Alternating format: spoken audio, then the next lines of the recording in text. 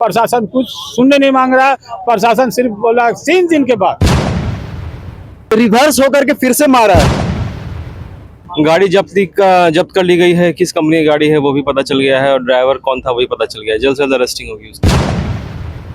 अब आप बांके बाजार से कहीं भी एक लोकल एरिया में जाकर के गांव में देखिएगा, रोड की स्थिति इतनी दयनीय है कि आने वाला दिन में एक एक्सीडेंट नहीं, हजारों एक्सीडेंट आपको देखने के लिए मिलेगा।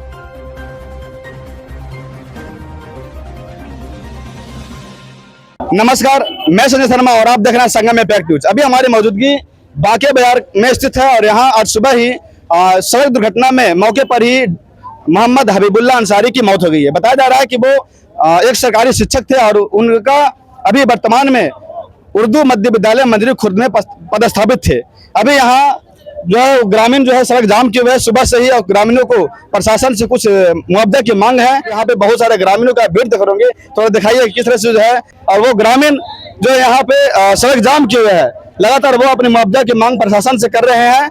आइए हम जानने का प्रयास करते हैं कि आखिर ये घटना कैसे घटित हुई थी और घटना जो है ये कब का घटना है। कुछ ग्रामीणों से जानने का प्रयास करते हैं ये कब की घटना है, कैसे क्या हुआ।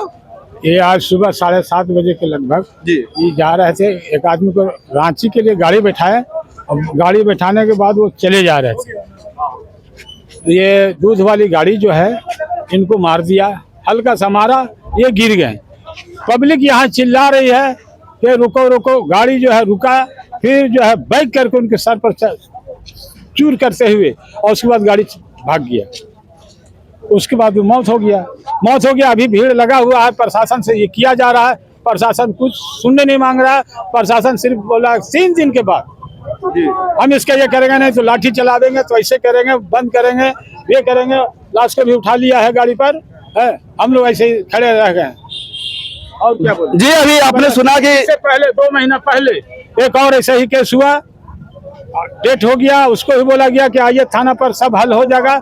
लेकिन अभी थाना जाता है आदमी तो थाना पर बड़ा बाबू चाहे कोई पुलिस बात नहीं करने मांगता। उधर दिखाइए कि अभी जो है लाश को पोस्टमार्टम के लिए ले जा रहे हैं। अभी हमने ग्रामीणों से बात किया, ग्रामीणों का कहना है कि ये घटना जो है सुबह लगभग 7:30 बजे की है और अभी जाकर के 10:30 बज गया है। अभी तक जो है प्रशासन का कोई निष्कर्ष नहीं निकला। आप देख रहे हैं कि कितना दर्दनाक जो है भयानक एक्सीडेंट हुआ है और यहाँ पे बताया जा रहा है कि एक्सीडेंट जो है वो सुबह की घटना है और अभी लगभग महज 3 घंटे के बाद भी प्रशासन का कोई सटीक जो है प्रक्रिया नहीं पता चला कि प्रशासन के जो ग्रामीणों की जो मांग है उन्होंने प्रशासन के द्वारा जो है वो मान लिया गया है। इनका कहना है कि प्रशासन के द्वारा कोई विशेष प्रतिक्रिया नहीं आया है और लगातार ग्रामीणों का मांग है और सुबह से ही ग्रामीण जो है वो सड़क के जाम किए हुए हैं। आप देख रहे हैं कि कितने तादाद में जो है ग्रामीण सड़क को सुबह से ही जाम किए हुए हैं और लगातार प्रशासन से भी बातचीत हो रही है। आइए कुछ प्रशासन के लोग से भी मैं जानने का प्रयास करता हूं आखिर इसकी मुआवजा की क्या प्रक्रिया है, किस प्रकार से परिजनों को सहायता दी जा रही है। सर बताइए कि उनके परिजनों जो मृतक हैं उनके परिजनों की अभी तत्काल में किस तरह से सहायता की जा रही है।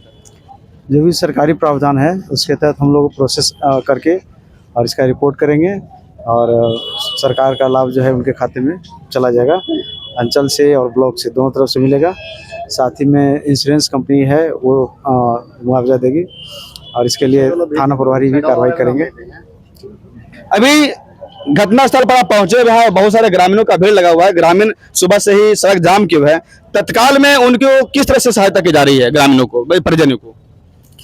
अभी तो हम लोग पहले सर्टिफिकेट बनवाएंगे इनका, डेथ सर्टिफिकेट। इसके बाद हम लोग ऑनलाइन करेंगे फॉर्म और तब जा करके वो सरकारी राशि उनके खाते में आएगी और अंचल से अभिलेख बन करके जाएगा। इनका पोस्टमार्टम रिपोर्ट और FIR की कॉपी लग करके जाएगा। अभिलेख बनेगा तो 4 लाख का उनको लाभ मिलेगा।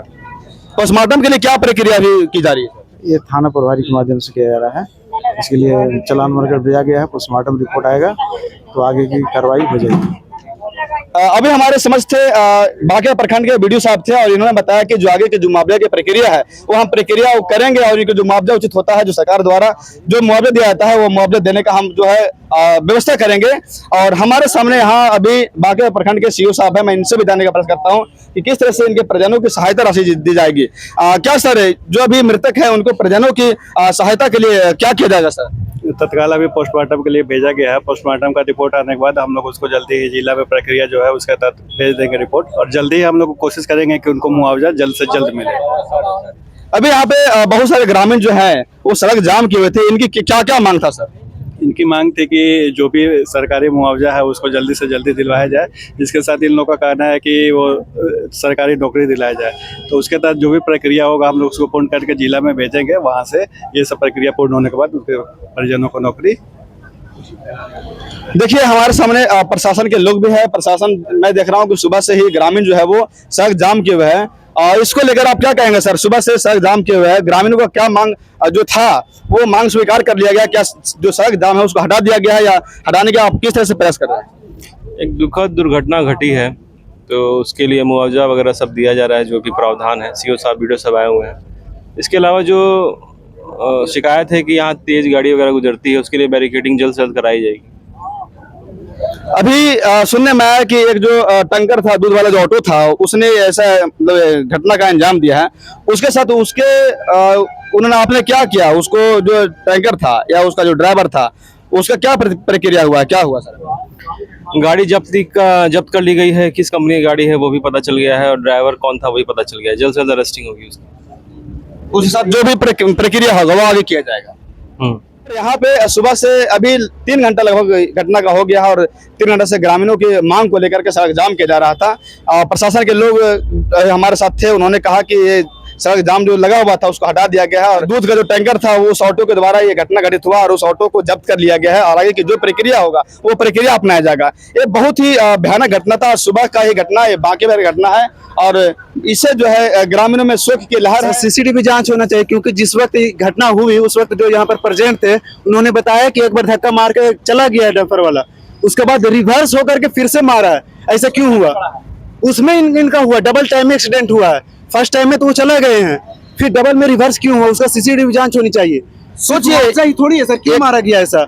सोचिए एक और नया मामला सामने आ रहा है। टीचर है हम लोग का, गवर्नमेंट टीचर, ये प्राइमरी टीचर थे हम लोग को। ये सोचिए एक और अनुशासन में चलने वाले नया मामला सामने आ रहा है। इन्होंने कहा कि वो दुर्घटना जो है वो बाय मिस्टेक होता है, लेकिन एक बार जो है उस पर मृतक पर गाड़ी चढ़ने के बाद वो पुनः रिवर्स में आकर के फिर से चढ़ाया गया। कहीं ना कहीं ये जांच का विषय होना चाहिए, और इनका कहना है कि आसपास के जो सीसीटीवी कैमरा है, सीसीटीवी फुटेज जांच होना चाहिए कि आखिर ऐसा घटना का अंजाम क्यों दिया गया। क्या यह सोजिश समझिश जो है कहीं ना कहीं ये एक्सीडेंट हुआ है, और घटना स्थल पर इसी बाइक पर सवार थे, लेकिन ये घटना स्थल पर इस बाइक को कुछ नहीं हुआ है, और कहा जा रहा है कि जो मृतक के है वो सिर पर जो है वो गाड़ी चढ़ा दिया गया है, और गाड़ी उनका जो बाइक था, 2 व्हीलर था, उसमें किसी तरह से खरोच नहीं है। ये रियल में जो है वो कहीं ना कहीं जांच का विषय है। प्रशासन इसकी जांच अवश्य करे कि आखिर ऐसे घटना का अंजाम क्यों दिया गया है। क्या मांग करते हैं सो बताइए आप, क्या मांग है? क्योंकि आपके फादर वालिद की ख्वाहिश था कि मेरे बेटा का नौकरी लगे, हमारे बाद वो नौकरी करे, तो क्या लगता है? हमें नौकरी मिलनी चाहिए, हमें रोजगार मिलनी चाहिए। बच्चा भी बोलने की स्थिति में नहीं। कितने भाई बहन है सो बताइए? 4 और 2 भाई। 4 बहन 2 भाई। 4 बहन 2 भाई हैं। अच्छा, आप बड़े हैं? छोटे हैं। आप छोटे हैं। देखिए सर, जेन्युइनली जैसे कि हम लोग जानते हैं कि अगर जो ऑन ड्यूटी अगर जो किसी की डेथ होती है तो जेन्युइनली गवर्नमेंट का ये ऑथराइज्ड है कि वो किसी एक बच्चे को उसके घर में जॉब दें, क्योंकि अब उनके बाद इसके घर में कोई रहा नहीं कि घर चलाए, ठीक है ना। क्योंकि इनके बड़े भाई है तो उतने फाइनेंशियल नहीं है इनके पास कि वो घर को चला सके।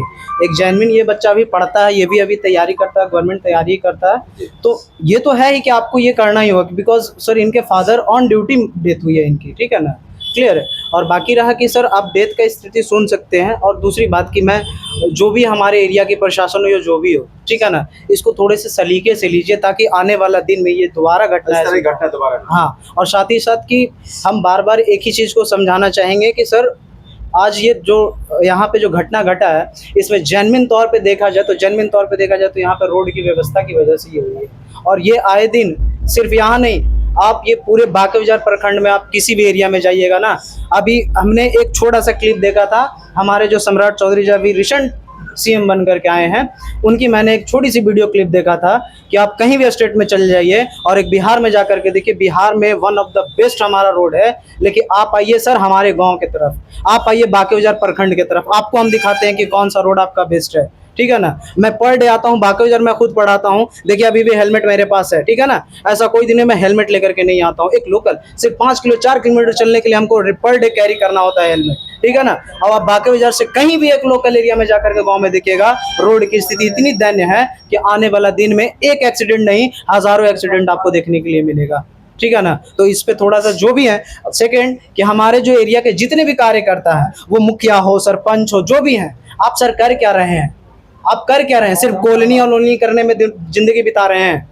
आप लोग के पास ऑथोरिटीज है, हम लोग स्टूडेंट है सर, हम लोग नहीं कर सकते हैं, उतना दूर तक नहीं पहुंच सकते हैं। आप लोग पहुंच सकते हैं, आप लोग सरकार से मिलते हैं, आप लोग क्यों नहीं बात करते हैं? क्या लगता है विधायक की भी कहीं ना कहीं कमी? बिल्कुल बिल्कुल, क्यों नहीं। जो भी हमारे एरिया में, क्योंकि हम लोग सर आपको हम इसलिए वहां पे बैठाते हैं, उस चेयर पे बैठाते हैं, ताकि हमारी चीज को, हमारी दिक्कतों को, हमारी परेशानियों को आप दूर करें। और आप उल्टा है कि हमारी चीज को देख नहीं रहे हैं। आप सोचिए ना कि चलिए ठीक है, महीना होता है, 2 होता है, साल होता है, 2 साल होता है, 3 साल होता है, 10 साल से हमारी तरफ की रोड की स्थिति यही है, ठीक है ना। आज यहाँ हो गया, ठीक है ना, आने वाला दिन में कल आगे भी होगा। तो इस पे थोड़ा सा ज्यादा से ज्यादा सरकार फोकस करे। अभी हमारे साथ थे मृतक के छोटे बेटे थे, और ये कहीं ना कहीं बोलने में भी मतलब सक्षम नहीं है, क्योंकि जाहिर सी बात है कि जिनके घर ऐसी घटना घटित होता है वो कैसे बोल पाएगा।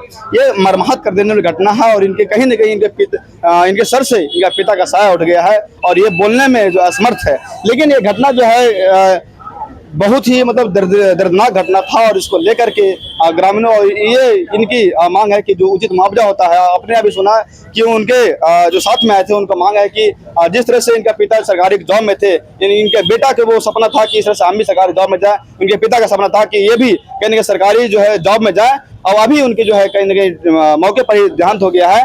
तो इनका जो ख्वाहिश है अब कौन पूरा करेगा? तो इनकी सरकार से मांग है कि इस तरह से इनको कहीं ना कहीं जो सरकारी जॉब में रखा जाए।